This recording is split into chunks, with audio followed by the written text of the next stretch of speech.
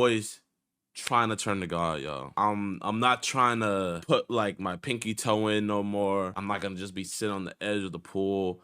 I want to jump full in. I want to dive all in, chat. So that's all I'm gonna say. But you know, I don't want to just talk the talk. I want you guys to like see it in my actions. You feel me? I was with my girl. We were Ubering back from her college, and then right when we got back to the crib, the Uber driver, she looked back at us and she asked us a question. Me answering it made my heart sunk, but she said, if you guys were to die right now, would you go to heaven or would you go to hell? I had to be honest with myself. I had to look into myself, and I was like, the way I'm living right now, if God was to take my breath away right now, I'm going to hell. I couldn't even lie about it, chat. You feel me? Like, and you know what's crazy, chat? I be letting so many worldly things dictate how my day's gonna go. You feel me? You got people out here that are battling cancer, having horrible, like, you know, being victims of horrible crimes and all kinds of stuff, right? And they still have the ability to put a smile on their face and be genuinely happy. I get a strike on my channel and I'm not able to post for a week. I'm over here in the slumps. You would have thought my dog died, chat, the way I was around here acting when I was gone for that week, bro. Just pouting, being moody, being rude to people. The only reason why I was acting like that is because I'm letting worldly things dictate how my spirit is. And like, you know, the Bible talks about it all the time. You know, you can't be moved by the world. You have to hate the world. Chat, like, it's crazy. Like, Jesus is telling me that I have to hate the world, but the world loves me. You feel me? And that's like a honest predicament that I thought I was in. But really, it's an easy solution, bro. Like, if I'm gonna follow the spirit, I'm not gonna have a problem putting away worldly things. And I just had to like look at myself, chat, and I had to just think, if I do follow Jesus, if I do follow his word to tooth and nail of what it is, front to back, then I'm not gonna be Jadeon anymore. I'm not gonna be popping. I'm not gonna be on your guys' For You pages with edits. I'm not gonna be having the ASAP Rockies and the Mark Wahlbergs hit me up. I'm not gonna be having the NBA ask me to do stuff like, and like, for the longest, chat, like I've been pushing this off for like the last year and a half, 2 years.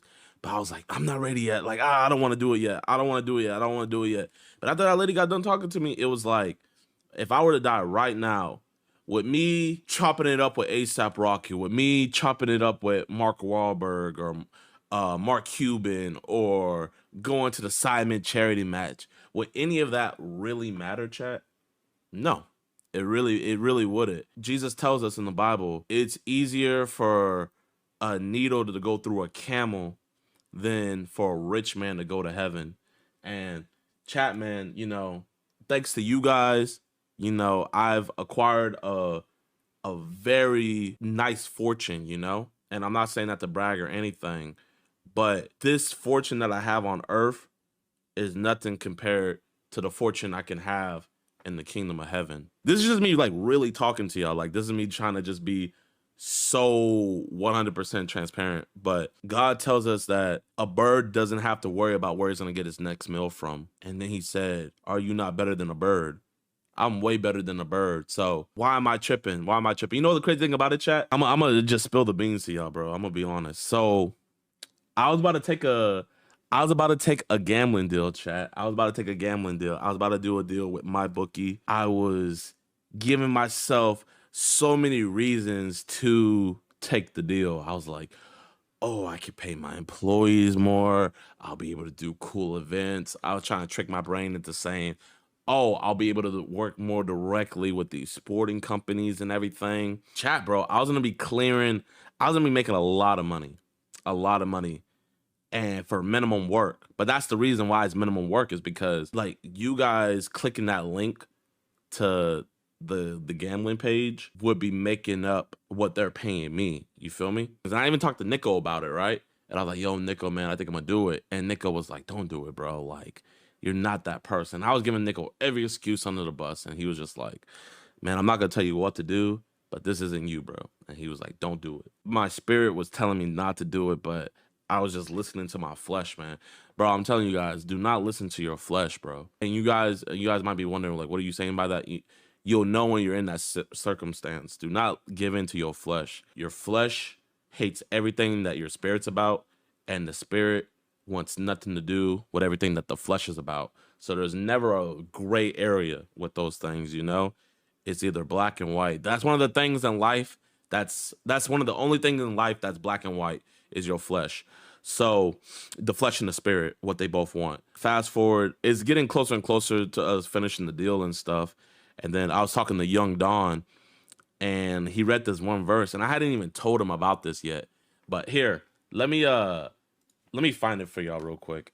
Then he told them a parable. A rich man's land was very productive. He thought to himself, what should I do since I don't have anywhere to store my crops? I will do this, he said. I'll tear down my barns and build bigger ones and store all my grain and my goods there. Then I'll say to myself, you have many goods stored up for many years. Take it easy, eat, drink, and enjoy yourself. Bro, chat, the crazy thing about it is I literally had a number in my head. I was like, once I get to this number, I'll be good and my children are gonna be good and I'll just be chilling, bro, you know? Like I was still gonna be creating content here and there, but like I had a number in my just like how he did, I had a number in my head and I was gonna store up to that number. I was gonna store up in my barn to that number and I was gonna take it easy, I was gonna eat, I was gonna drink, and I was gonna enjoy myself, right? And then in verse 20, but God said to him, you fool, this very night your life is demanded of you, and the things you have prepared, whose will they be? Chat, there's nothing on this earth when you die that is yours. There is nothing that you own. Once we're in the dirt, once we're gone, it doesn't matter. Like, it's not like, oh, that's his, he's still gonna hold on to it. It's free real estate, you know? If someone dies and they don't have nobody in their will, what happens? The government takes it. If someone dies and their bank account's been sitting there for a while, what's gonna happen? The bank's gonna take it. There's nothing in this world that when we die is ours. And then in Luke, the next verse, that's how it is with the one who stores up treasure for himself and is not rich towards God. And bro, that's literally what I would have been doing if I took that gambling deal, chat. I would be storing up for myself instead of God. I would be storing up, like I was trying to make it seem like, oh, for you guys, just do more giveaways or my parents. But no, it was my own selfish needs. Bro, I don't need any more money. I really